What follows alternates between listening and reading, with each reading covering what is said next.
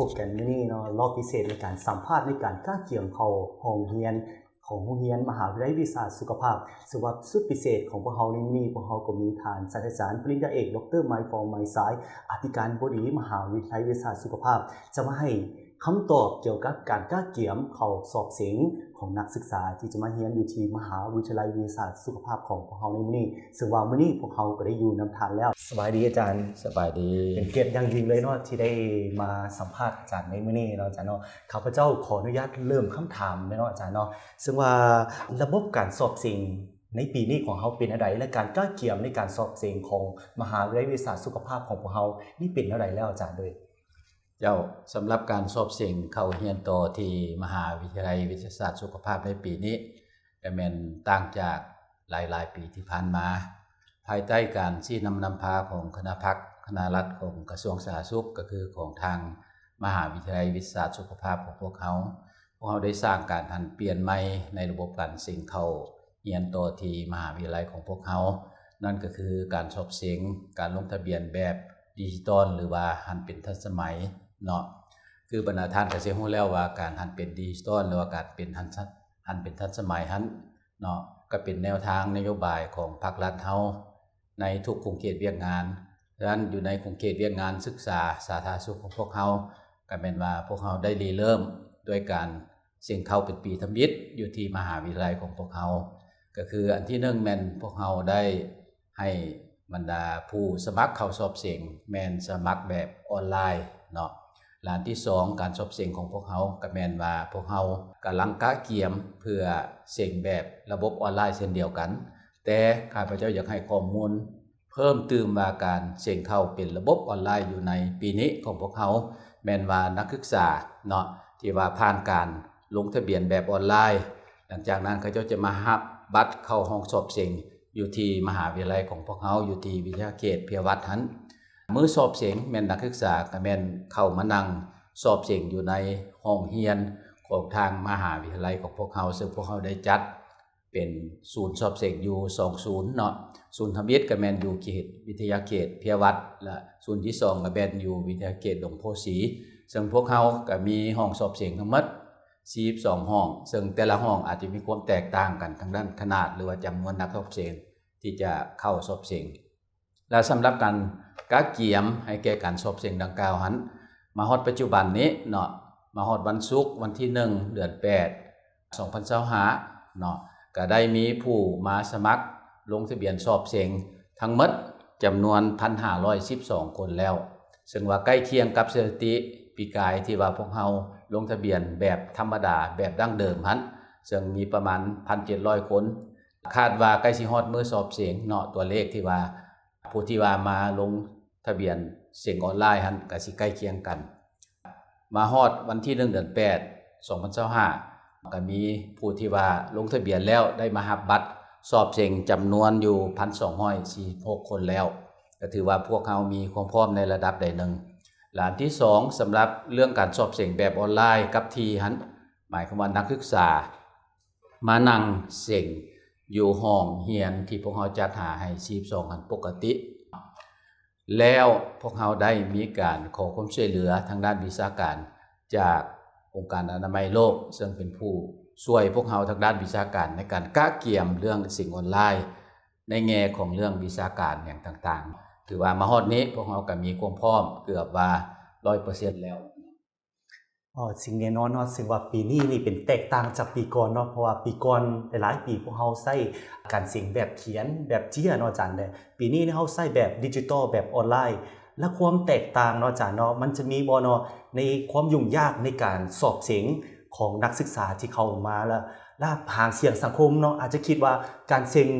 ออนไลน์นี่อาจจะมีการตัวได้ง่ายบ่อาจารย์นี่เฮาจะมีวิธีการป้องกันและแก้ไขแบบใดอาจารย์โดยจะเป็นคำถามที่ดีหลายที่จริงการเสี่ยงแบบดิจิตอลหรือแบบออนไลน์ในปีนี้คือเป็นการสร้างการหันเปลี่ยนใหม่อยู่ในทางกระทรวงสาธารณสุขก็คือมหาวิทยาลัยของพวกเขาแน่นอนเนาะในการสร้างการหันเปลี่ยนก็มีความยุ่งยากมีความท้าทายหลายอย่างแต่ว่าทั้งนี้ทั้งนั้นพวกเขาก็ต้องได้พยายามผ่านพาไปด้วยกันเพราะว่าอย่างการเสี่ยงแบบดิจิตอลหรือว่าแบบออนไลน์มันจะรับประกันเรื่อง ความโปร่งใสยุติธรรมตรวจสอบได้และอันสำคัญนั่นก็แม่นป้องกันการทุจริตของผู้ที่ว่ามาสอบเสียงได้อย่างอันที่2ก็แม่นว่ามันเฮ็ดให้เฮาสามารถประหยัดงบประมาณในการสอบเสียงได้หลายบ่จำเป็นต้องได้ไปพิมพ์ข้อสอบหรือว่าพิมพ์เจี้ยตอบคำถามอย่างต่างๆอันที่3ก็แม่นว่าจะมีการประหยัดเวลาประหยัดบุคลากรคนและอันสำคัญที่สุดก็แม่นว่าพวกเขาพยายามลดพรการทุจริตในการสอบเสียงอันนี้แม่นตัวที่สำคัญหลายเจ้าโอ้สำคัญหลายเลยเนาะอาจารย์เนาะข้อนี้เนาะในการลดพรการทุจริตเนาะพวกเขาจะได้การสอบเสียงในครั้งนี้เจ้าเมื่อกี้ลืมตอบคำถามของพิธีกรที่ถามว่านักสอบเสียงที่ว่ามาสอบเสียงนี้สมมุติว่าเขาเจ้ามาแต่ชนบททางไกลซอกเลียกอาจจะบ่มีความเสมอภาคยุติธรรมในเรื่องการเข้าถึง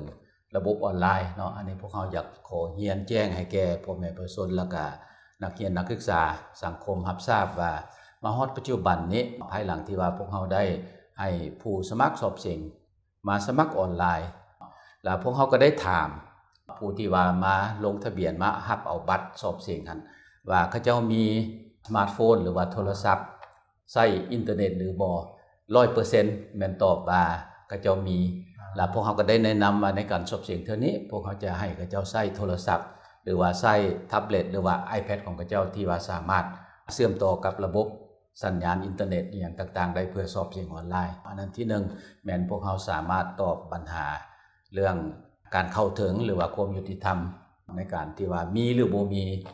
อันนี้พวกเขาก็พิสูจน์ให้เห็นแล้วว่า 100% ของผู้ที่ว่าสมัครเสียงออนไลน์แล้วก็มารับบัตรสอบเสียงแม่นเขาเจ้ามีสมาร์ทโฟนที่เตรียมพร้อมที่จะมาสอบเสียงเพราะว่าพวกเขาแนะนำให้เขาเจ้าใช้สมาร์ทโฟนหรือว่าใช้แท็บเล็ตหรือว่าใช้ iPad อย่างต่างๆแต่บ่ให้ใช้คอมพิวเตอร์เขาในการสอบเสียงอันนั้นแม่นพวกเขาก็ได้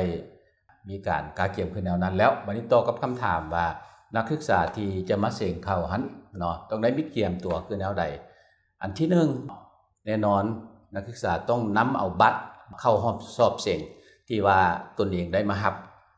จากทางมหาวิทยาลัยของพวกเขา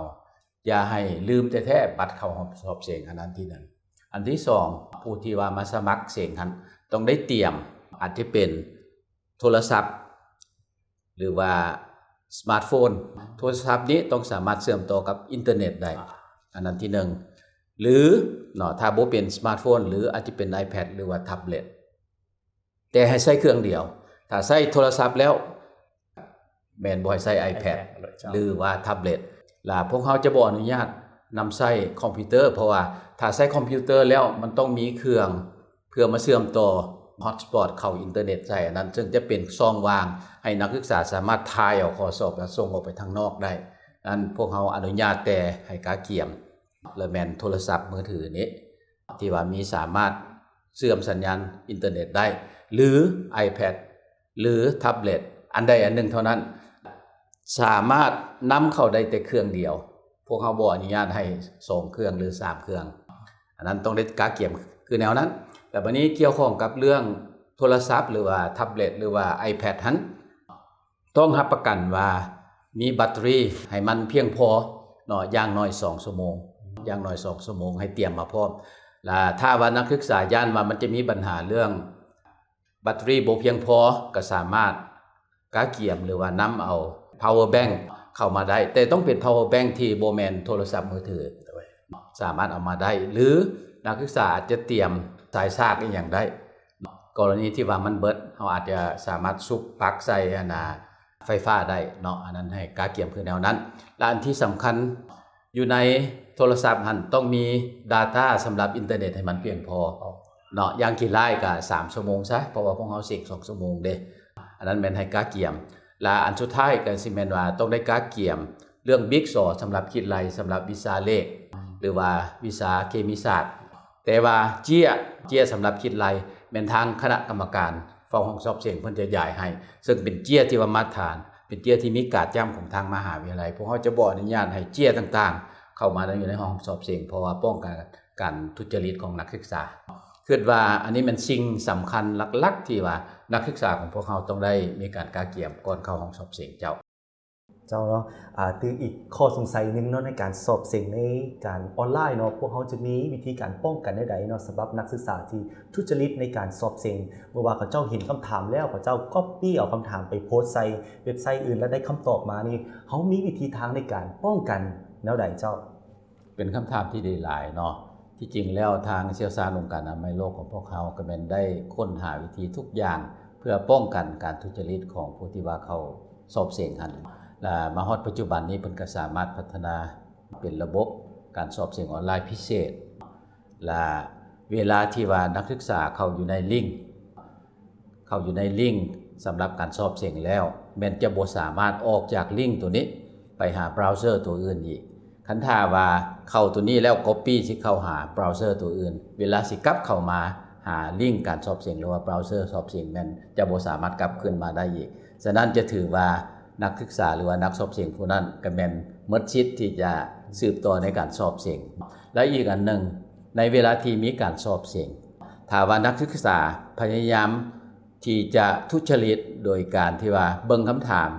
ไปมาหลายรอบเข้าออกอย่างซี่เนาะมันจะมีการบันทึกไว้อยู่ในระบบซึ่งทางคณะกรรมการของพวกเขาสามารถติดตามได้และภายหลังมาพวกเขาสามารถตรวจสอบได้ว่าความพยายามที่อยากจะทุจริตของนักศึกษามีหลายน้อยปานใดอันนี้พวกเขาสามารถรู้ได้เจ้าอันนั้นก็เป็นวิธีการหนึ่งฉะนั้นพวกเขารับประกันว่าเวลาเข้าอยู่ในลิงก์ข้อสอบแล้วนักศึกษาจะบ่สามารถก๊อปปี้เอาคำถามอยู่ในลิงก์ของพวกเขาแล้วไปโพสต์ใส่เบราว์เซอร์ตัวอื่นหรือว่าจะเป็น ChatGPT หรือว่า AI ตัวอื่นเพื่อเอาคำตอบเวลานั้นกลับคืนมาจะบ่สามารถเข้าลิงก์ของการสอบเสียงได้อีกฉะนั้นถือว่าสละสิทธิ์เจ้าสำหรับพวกเขามีระบบป้องกันเนาะอาจารย์เนาะการทุจริตของนักศึกษาเกี่ยวข้องไปแล้วและอีกคำถามนึงเนาะอาจารย์จะถามอาจารย์ว่าทั้งมวสของพวกเขาได้สนองสัญญาณอินเทอร์เน็ตบ่หรือว่ามีแพ็กเกจอินเทอร์เน็ตอย่างไว้เวลาในการสอบเสียงบ่เจ้าที่จริงแล้วถ้าว่าพวกเขาสนองสัญญาณอินเทอร์เน็ตเป็นศูนย์รวมอันเดียวกันมันจะมักมีปัญหาคือกับที่ผ่านมาบางสถาบันเพิ่นเคยเสียงออนไลน์แล้วเพิ่นสนองสัญญาณอินเทอร์เน็ตเป็นศูนย์รวมอันเดียวกันและเวลาหลายคนเข้ามันจะเฮ็ดให้มีการล่มของระบบเลยฉะนั้นพวกเขาจึงได้เสนอให้นักสอบเสียงทุกคนก็คือเอาโทรศัพท์มือถือของตนเองที่มีระบบสัญญาณอินเทอร์เน็ตหั่นเอาของไผของเราไผใช้หลักอย่างก็ใช้หลักนั้นเขาสอบเสียงและเพื่อรับประกันในมือเสียงอยู่2จุดหรือว่า2ศูนย์ให้มีสัญญาณที่เพียงพอพวกเขาก็ได้มีการปรึกษาหารือติดต่อกับทางกระทรวงเทคโนโลยีและการสื่อสารให้เพิ่นมาช่วยพวกเขาก็ได้ส่ง2จุดสอบเสียงแล้วก็จำนวนที่นักศึกษาที่จะสอบเสียงในแต่ละศูนย์ให้เพิ่นและในมือสอบเสียงเพิ่นอาจจะมีการให้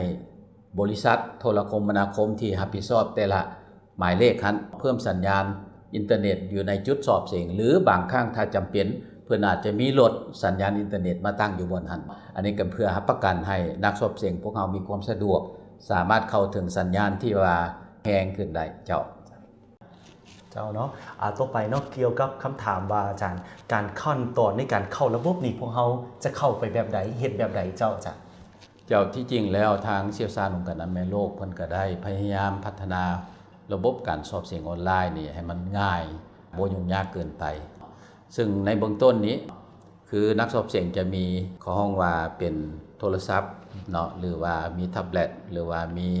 iPad เรียบร้อยแล้วซึ่งในเวลาสอบเสียงทางคณะกรรมการเพิ่นจะให้ลิงก์แก่นักศึกษาแล้วนักศึกษาจะใช้ลิงก์ตัวนั้นพิมพ์เข้าใส่อยู่ในเบราว์เซอร์อยู่ในสมาร์ทโฟนหรือว่าอยู่ใน iPad หรือว่าแท็บเล็ตของตัวเองซึ่งเบราว์เซอร์ตัวนี้นักศึกษาจะสามารถพิมพ์เข้าอาจจะเป็น Google Chrome ก็ได้หรือว่าจะเข้าอยู่ใน Safari ก็ได้แต่อันสำคัญเลยแม่นบ่อยากให้เข้าอยู่ในเบราว์เซอร์ที่บ่มีตัวตนของว่าแม่น Incognito หั่นเป็นเบราว์เซอร์ที่บ่มีตัวตนตัวนี้เข้าแล้วจะมีปัญหาโลดฉะนั้นจะเข้าอยู่ในเบราว์เซอร์ธรรมดาหลังจากเข้าไปแล้วลิงก์นั้นเขาจะถามว่าให้เอาใส่ access code ของนักศึกษาแต่ละคนซึ่งจะต่างกันอันนักศึกษามีอยู่แล้วอยู่ในบัตรเข้าห้องสอบเสียงก็พิมพ์เข้าไปจากนั้นมันจะนำเข้าสู่ขั้นตอนต่อไปแล้วก็คลิกขั้นตอนต่อไปหรือว่า next จากนั้น ทางระบบก็จะถามชื่อนามสกุลแล้วก็รหัสสอบเสียงเนาะเป็น index code ของนักศึกษาซึ่งนักศึกษาก็มีอยู่แล้วหลังจากนั้นถ้าว่าเฮาพร้อมเฮาก็ใส่ชื่อนามสกุลตามที่ทางลิงก์เขาเจ้าถามแล้วขั้นตอนสุดท้ายจะมีการถามว่าเจ้าพร้อมที่จะเสี่ยงบ่คันพร้อมแล้วก็มีที่ว่ากดเริ่มต้นการสอบเสียงหรือว่า start และจากนั้นคำถามก็จะปรากฏขึ้นมาเป็นลำดับ1 2 3 4จนห้องข้อที่80และนักศึกษาก็สามารถตอบเวลาตอบก็สิแม่นมีคำตอบเดียวที่ว่าถูกต้องที่สุดก็แม่นให้คลิกหรือว่าให้หมายใส่คำตอบใดที่ถูกต้องที่สุดในแต่ละข้อถ้าว่าเรียบร้อยแล้วคิดว่าสมบูรณ์แล้วก็แม่นนักศึกษาสามารถส่งได้ส่งคำตอบเนาะก็ถือว่าสำเร็จอีกตัวหนึ่งเนาะอาจารย์เนาะระยะเวลาของการสอบเสียงนี่ใช้ระยะเวลาดุลปานใดเนาะอาจารย์เนาะถ้าว่านักศึกษาเนาะอาจารย์เขาเจ้าตอบบ่หมดพวกเขาจะเฮ็ดแนวใดอาจารย์หรือว่าตัดคำถามนั้นไปเลยหรือว่าสมมุติมี100ข้อนักศึกษาตอบบ่ครบ100ข้อเนาะอาจารย์นี่คะแนนนักศึกษาก็ตกไปบ่อาจารย์เจ้าที่จริงแล้วก็พวกเขาก็ได้กาเขียมเนาะสำหรับปีนี้ก็ลืมบอกแต่ต้นว่าพวกเขาจะมีการสอบเสียงอยู่4วีซ่าหลักวีซ่าที่1ก็แม่นวีซ่าเลขหรือว่าคณิตศาสตร์วีซ่าที่2ก็แม่นเคมีศาสตร์วีซ่าที่3ก็แม่นชีวศาสตร์และวีซ่าที่4ก็แม่นภาษาอังกฤษแต่ละวีซ่าจะมี20คำถามซึ่งรวมทั้งหมดจะมี80ข้ออยู่ใน80ข้อนี้นักสอบเสียงจะใช้เวลาอยู่2ชั่วโมงพวกเขากำหนดให้เวลา2ชั่วโมงเท่านั้นวันนี้คำถามก็คือว่าเวลาเสียงไปแล้วฮอด2ชั่วโมงเวลาหมดจะเห็นแนวใดมีการต่อเวลาบ่อันนี้พวกเขาจะบ่มีการต่อเวลาเป็นเอกภาพกันหมดนักศึกษาที่เข้าเสียงทุกคนมีเวลาเท่ากันคือ2ชั่วโมงแต่ละคำถามพวกเขาก็มีการกำหนดเวลาและฮอดทั้งหมด80ข้อเนาะพวกเขากำหนดไว้2ชั่วโมงหลังจากนั้นฮอด2ชั่วโมงปั๊บระบบมันจะหลอกเลยพวกเขาไปต่อบ่ได้ก็ถือว่าพวกเขาซับมิตไปเลยเจ้ากระจ่างแจ้งในข้อนี้หลายเนาะอาจารย์เนาะเขามีระบบป้องกันในการอะไรกับระบบเข้าอย่างชัดเจนให้กับนักศึกษาที่จะเข้ามาสอบเสียงเข้าโรงเรียนแพทยศาสตร์เนาะอาจารย์อีกคำถามนึงเนาะอาจารย์เนาะบอกเกี่ยวกับกฎระเบียบในเวลาในห้องสอบเสียงนี่ต้องแบบใดเจ้าอาจารย์นับตั้งแต่นักศึกษาเข้าห้องสอบเสียงและนั่งประจำที่อันที่1แม่นอยากเสนอให้นักสอบเสียงปฏิบัติอย่างเคร่งครัดต่อคำแนะนำของคณะกรรมการอยู่ในแต่ละห้องเพิ่นจะมีการอธิบายขั้นตอนนี้ต่างๆให้ปฏิบัติตามเพิ่นอันนั้นที่1อันที่2เวลาเข้าไปแล้วให้พยายามเอาใจใส่เบิ่งอยู่ในหน้าจอของตนเองจะเป็นหน้าจอโทรศัพท์แท็บเล็ตหรือว่า iPad อย่างก็แล้วแต่เนาะอันที่3มาเวลาเข้าไปแล้วมีบางนักสอบเสียงอาจจะมีแผนที่จะมาเสี่ยงให้คนอื่นหรืออาจจะมีแผนมาเอาคำตอบหรือว่าคำถามส่งออกไปนอกอันนี้แม่นคณะกรรมการพวกเขามีการติดตามอย่างใกล้ชิดฉะนั้นเวลาที่ว่าเข้ามาแล้วบางนักศึกษาอาจจะบ่ทันได้ใส่รหัสตัวเองหรือว่าเตรียมพร้อมที่จะส่งข้อสอบออกไปพวกเขาจะมีคณะกรรมการอย่างเลาะ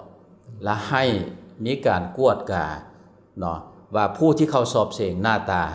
กงกับบัตรสอบเสียงหันหรือบ่อันนั้นที่1อันที่2จะเบิ่งว่านักศึกษาหรือว่านักสอบเสียงเอารหัสของตนเองเข้าอยู่ในระบบออนไลน์สอบเสียงหรือบ่อันที่3เพิ่นจะย่างกวดไปกวดมาเบิ่งว่านักศึกษามีการเคลื่อนไหวตอบคำถามหรือบ่หรือว่าพร้อมที่ว่ากำลังอยากจะส่งอันใดออกไปอันนั้นแม่นข้อสำคัญและอันที่1ที่สำคัญก็คือว่าในเวลาเสียงและแม่นว่าก็เป็นกฎระเบียบรวมก็คือห้ามนักศึกษาโอ้ล้มกันบ่มีการส่งโทรศัพท์ให้กันเพื่อตอบให้กันอันนี้พวกเขาจะมีการติดตามอย่างใกล้ชิดคันถ้าว่าคณะกรรมการพวกเขาพบเห็นก็แม่นว่าจะได้ตัดสิทธิ์เนาะให้ออกจากห้องสอบเสียงทันทีอันนี้แม่นสำคัญที่สุดในการสอบเสียงต้องปฏิบัติอย่างเคร่งครัดต่อกฎระเบียบในการสอบเสียงอีกข้อห้ามกฎระเบียบในการสอบเสียงอีกอันนึงเนาะก็คือว่าพวกเขาห้ามบ่ให้นักสอบเสียงหันเอาจักรคิดไลเข้าเนาะแต่บางท่านอาจจะมีคำถามว่าอยู่ในโทรศัพท์มือถือก็มีเครื่องคิดไลเลขอยู่ในหันแล้วเนาะแต่ว่าคือดังข้าพเจ้าเว้ามาแล้วถ้าบรรดาท่านออกจากเบราว์เซอร์หรือว่าลิงก์ของการสอบเสียงแล้วไปเข้าตัวรายการอื่นนะเวลากลับเข้ามาจะมีปัญหาฉะนั้นดีแท้เนาะห้ามแท้ๆแม่นนักสอบเสียงบ่ให้ออกจากลิงก์หรือว่าระบบของการสอบเสียงเพื่อเข้าจักคิดไลอยู่ในโทรศัพท์มือถือว่าอยู่ในiPad นั่นเนาะ เนาะอาจารย์เนาะอีกคำถามหนึงเนาะอาจารย์เนาะเมื่อเวลาที่ว่านักสอบเสียงการเข้าถึงระบบหรือว่าการเข้าถึงระบบมีปัญหาอาจารย์พวกเขาจะเฮ็ดแนวใดมีวิธีทางในการแก้ไขแนวใดเกี่ยวกับปัญหานี้เจ้าที่จริงทางทีมงานพวกเราก็ได้มีการเตรียมความพร้อมอำนวยความสะดวกให้แก่นักสอบเสียงหลายเท่าที่จะหลายได้เนาะสำหรับเรื่องปัญหาที่เนาะพวกเราก็แม่นมีพนักงานITเนาะประจำอยู่ทั้ง2ศูนย์ของการสอบเสียงนั้นเนาะ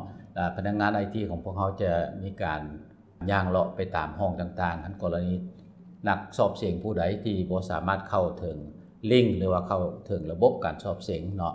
ทางพนักงาน IT ของพวกเราก็แม่นสิให้คำแนะนำหรือว่าช่วยในการเข้าถึงกันเนาะแต่ว่าทั้งนี้ทั้งนั้นก็ให้บรรดานักสอบเสียงรับทราบว่าพนักงาน IT ของพวกเราก็แม่นมีบ่หลายเนาะฉะนั้นอาจจะใช้เวลาแดกว่าจะเข้าถึงตัวนักสอบเสียงเพราะว่าคันมีพร้อมกันหลายจังซี่เนาะอาจจะบ่ทวงทันแต่ต้องขอโทษขออภัยไว้ล่วงหน้าเนาะแต่ว่าพวกเขาก็มีพนักงานจำนวนหนึ่งไว้คอยรับ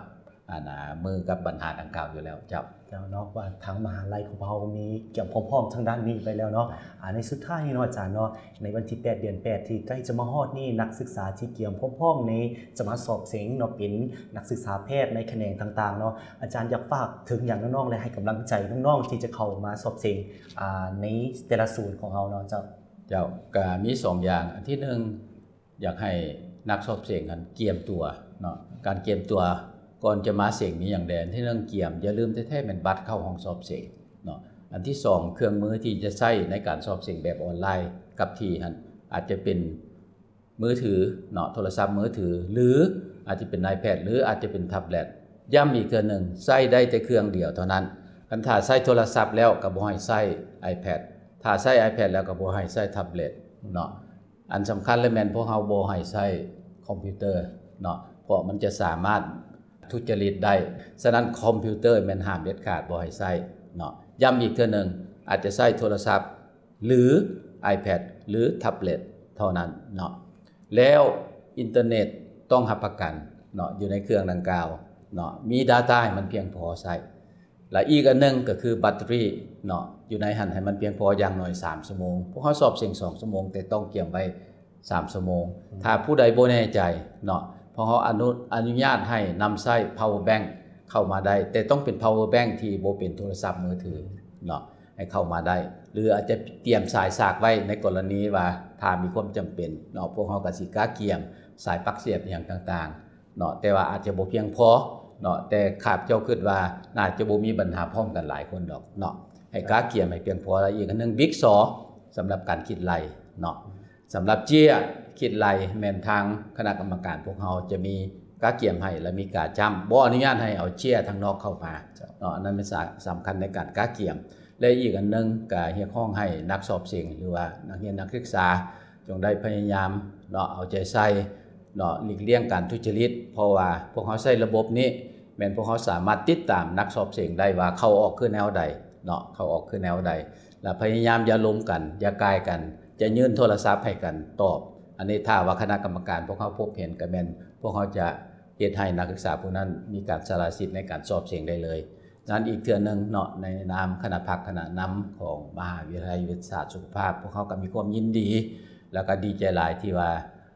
จะได้มีการริเริ่มสร้างการเปลี่ยนใหม่อยู่ในมหาวิทยาลัยของพวกเขาโดยการนำใช้ระบบทันสมัยหรือว่าระบบดิจิตอลเข้าในการสอบเสียง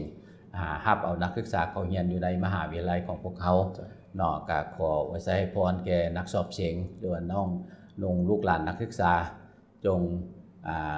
ประสบผลสำเร็จแล้วก็มีโชคมีชัยเนาะโชคดีกับการสอบเสียงในเทื่อนี้ขอขอบใจต้องขอขอบใจหลายๆเนาะอาจารย์เนาะที่ได้มาให้ความกระจ่างแจ้งของพวกเราเกี่ยวกับการก้าเกียมระบบต่างๆในการสอบเสียงเข้ามหาวิทยาลัยวิทยาศาสตร์สุขภาพของพวกเราในครั้งนี้อาจจะเป็นข้อมูลให้น้องๆนักศึกษาหมดทุกคนไปก้าเกียมและเข้าร่วมในการสอบเสียงในวันที่8เดือน8 2025นี้เจ้าขอขอบใจหลายๆ